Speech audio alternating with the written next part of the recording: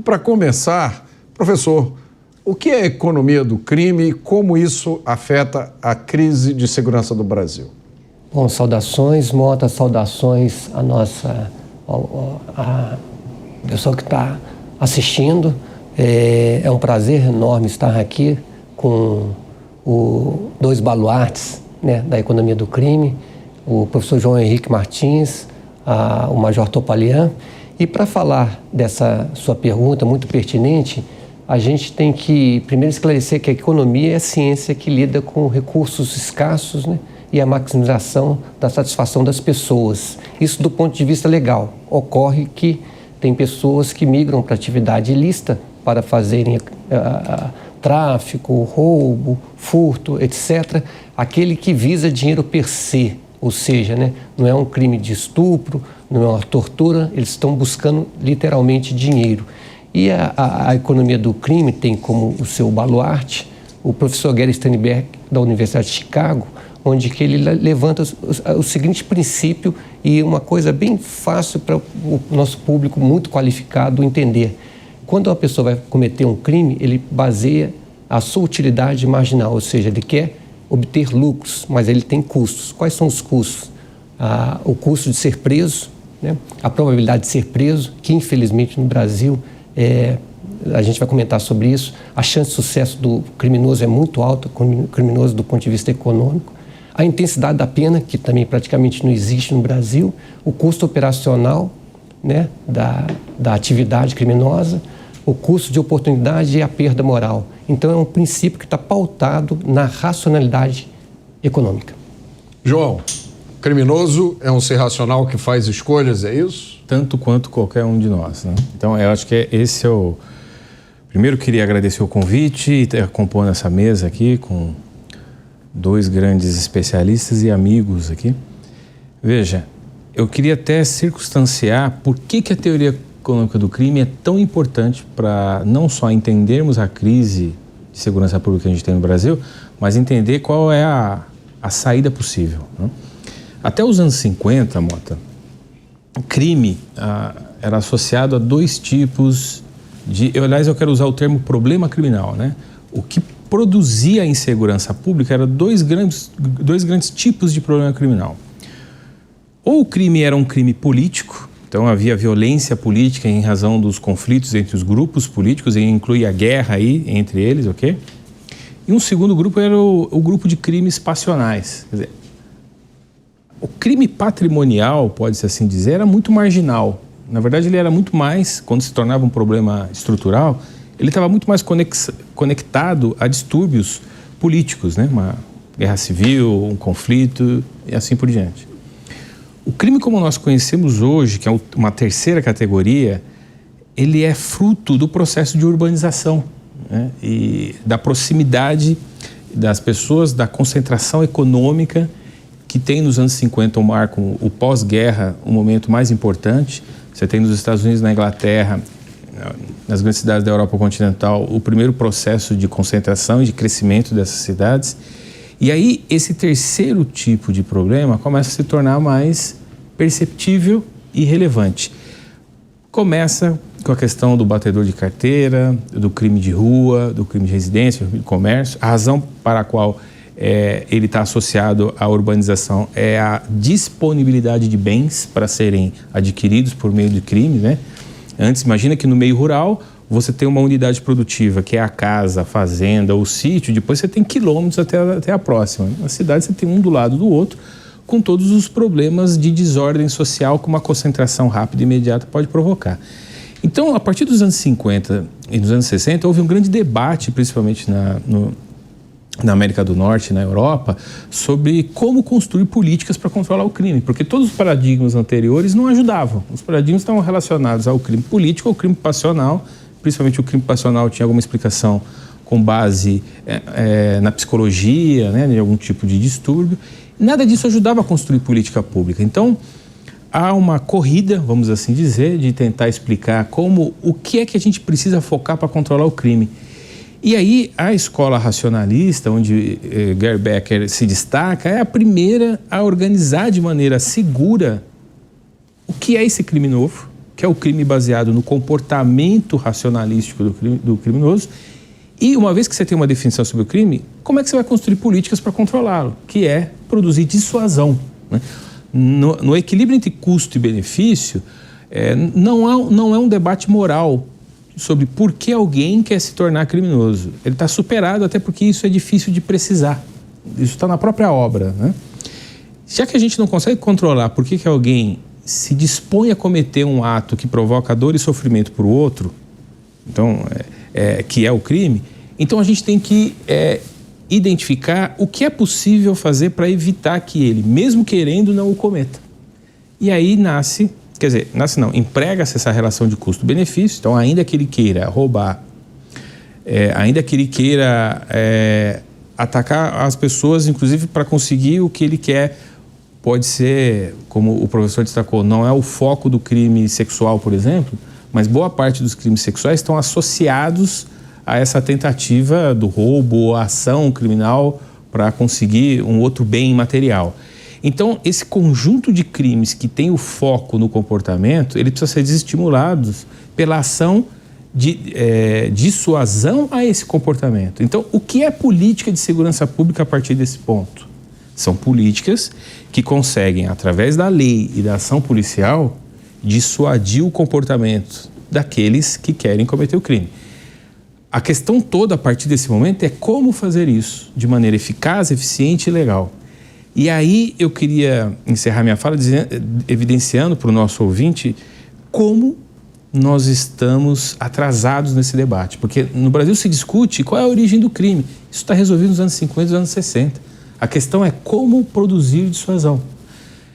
E agora, para finalizar de fato a minha fala, desconfie de todo político que, em vez de discutir como aumentar o custo do crime, na prática significa como manter os criminosos presos, como identificá-los, como fazer a polícia atuar nessa ação de pressão. É isso que é política de segurança. Desconfie daquele que apresente qualquer outra solução que não resulte na identificação, prisão de criminosos, que é a única coisa que nos protege. Isso está cientificamente comprovado há mais de 70 anos. Secretário, por favor, como é que a sua experiência, o seu conhecimento da economia do crime influenciam no que o senhor tem que lidar hoje? Obrigado, Mota, pelo convite. É um prazer enorme. Agradeço a audiência qualificada da Jovem Pan.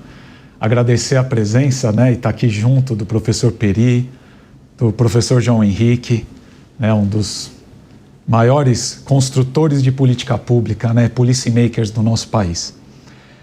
Mota, é um desafio muito grande. Primeiro, ouvindo esses professores e estudando a teoria econômica, a gente começa a perceber como é difícil construir política integrada no nosso país. Nós temos uma tripartição de poder, nós temos 3 níveis de Estado dentro do nosso país, o governo federal, o governo estadual, o governo municipal. Nós temos essa construção muito clara de segurança pública, uma coisa bem federativa, responsabilidade do Estado para lidar. Só que o crime só cresceu nos últimos 40 anos. E esses últimos 40 anos fizeram que outros atores precisassem entrar no jogo. E aí que entra o papel do município. O município colocando, através das suas guardas, um trabalho de proteção da vítima e da sociedade. O principal desafio que nós vemos partindo da teoria econômica do crime, do que os professores aqui bem apresentaram, é que a gente está lidando com o indivíduo racional, que ele sofre a influência direta dos estímulos externos que estão fazendo ele parar com aquela ação. O professor João Henrique, mais de uma vez, já assisti ele falando sobre isso, que segurança é um jogo de soma zero. Ou eu estou incentivando a atividade criminosa, ou eu estou desestimulando o criminoso a cometer um crime, através das ferramentas que o professor Gary Becker bem demonstrou através da teoria econômica. O município tem muito o que fazer, mas nós precisamos construir a política pública certa em cima de problemas e não de artigos penais. Nosso trabalho no município de São Bernardo é, a partir das evidências, construir políticas que possam proteger as pessoas. Isso é um ponto muito interessante que nós já discutimos aqui, que é a confusão que se faz, muitas vezes proposital, entre policiamento, combate ao crime e direito penal. Muitas questões que dizem respeito ao policiamento, o que você faz para impedir que o criminoso haja, elas se transformam em debates jurídicos, debates conduzidos por operadores do direito sem nenhuma experiência policial. E aí é importante a gente entender a realidade. Um instrumento bom para entender a realidade é a ciência. O professor, o senhor tem um trabalho praticamente ainda desconhecido no Brasil, que traz revelações importantíssimas. Um trabalho recente que o senhor fez aqui em São Paulo mostrou que a renda mensal média de um criminoso é de R$46 mil. Ou seja, 13 vezes maior do que a renda média de alguém que se dedica a uma ocupação lícita. Eu queria que o senhor falasse sobre esse trabalho, por favor. Então, Mota, primeiramente sobre esse trabalho, a gente tem que agradecer enormemente ao governo Tarcísio, né, ao secretário Derrite, ao Centro Integrado de Comando e Controle, aqui nas pessoas do João Henrique Martins, professor, e nosso Major Topolin, que à época estava, bem como todo o seu staff, né? Foi logo quando esse governo assumiu, ele nos procurou para que fizesse esse diagnóstico da economia do crime dentro dos estabelecimentos prisionais na região metropolitana de São Paulo. Um trabalho feito com 408 entrevistados, 95% de confiança, 5% de margem de erro. Inclusive, ele ganhou muita audiência naquela primeira vez que nós falamos, e teve algumas pessoas que falaram, mas isso é um número muito ínfimo. Não é. Ele tem uma estatística representativa muito sólida para que a gente possa falar do universo desses presos. E nós constatamos uma coisa que é muito interessante, que foi falada aqui. O professor João falou que é crucial, está até inclusive no nosso artigo, que está na revista Informe GPE, que vocês podem dar o download, já está chegando aos 4 mil downloads depois que nós viemos no seu programa. É crucial desencorajar a prática criminosa mediante a minimização dos incentivos que favorecem a atividade ilegal. Então, quando a gente chega e pergunta para os presos, e os presos estão respondendo isso para a gente, né? Aí as pessoas podem falar, mas os presos estão enganando. A gente tem 102 perguntas, dos quais 30 a gente sabe a resposta. E se um preso responde para a gente alguma coisa equivocada, a gente descarta o questionário dele, ou seja, tem fidedignidade nas respostas. E a gente descobriu R$ 46.333 de remuneração média mensal desse pessoal que mexe com a economia do crime. É 3.500 alguma coisa do setor lícito. Então ele potencializa 13 vezes mais.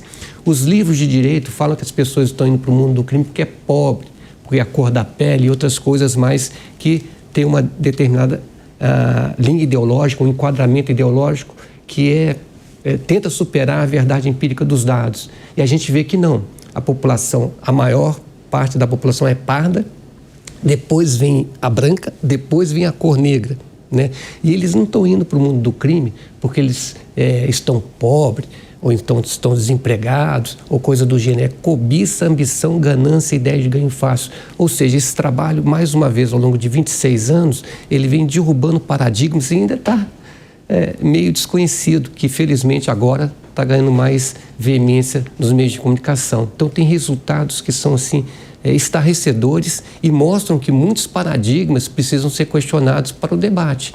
Que se você tem um diagnóstico equivocado do paciente, a sua terapia vai ser equivocada e, portanto, vai ter um erro crasso em termos de segurança pública, que, ao meu ver, vai ser a principal pauta nas próximas eleições e já é uma das principais pautas hoje dos meios de comunicação, inclusive aqui no programa hoje é o tema mais relevante. Secretário, o senhor teve uma participação nessa pesquisa, nesse trabalho. Como é que foi? Qual é a sua visão?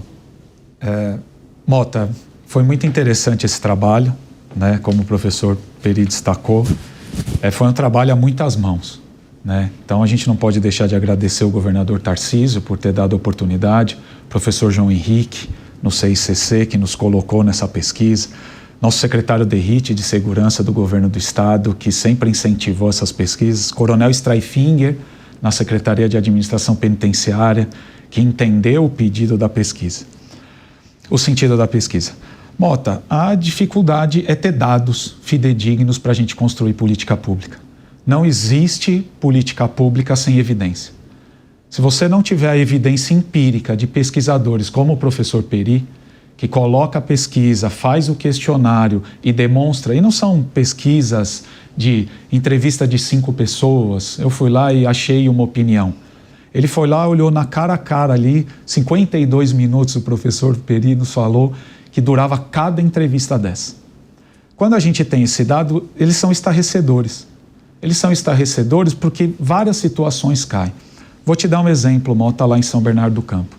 Dos principais problemas que nós tínhamos em São Bernardo do Campo quando nós chegamos lá, era um roubo de pessoas em pontos de ônibus às 5 horas da manhã.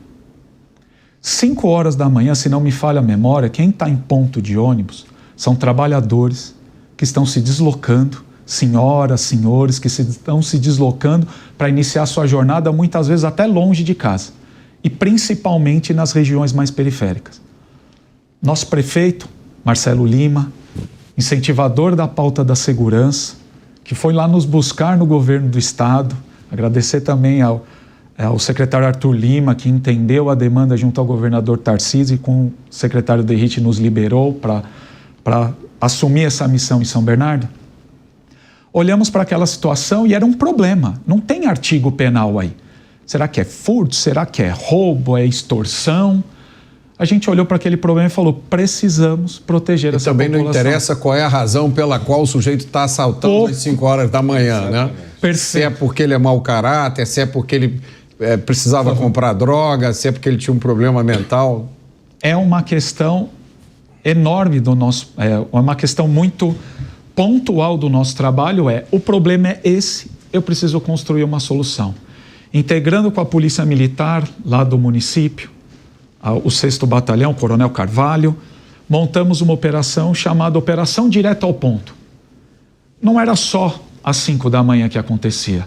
Nós tínhamos na hora do almoço também, onde as pessoas estavam se deslocando, os criminosos passavam com bicicletas e motocicletas, com o principal alvo econômico o aparelho celular, e no final do dia as pessoas voltando para casa.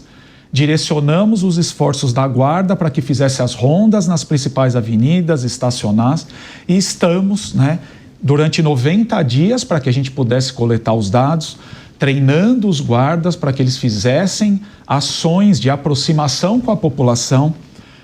Várias pesquisas apontam que a principal informação das polícias, e eu vivi 25 anos na ponta da linha, trabalhei no operacional praticamente a minha vida inteira, nós recebemos a maior parte da informação da população.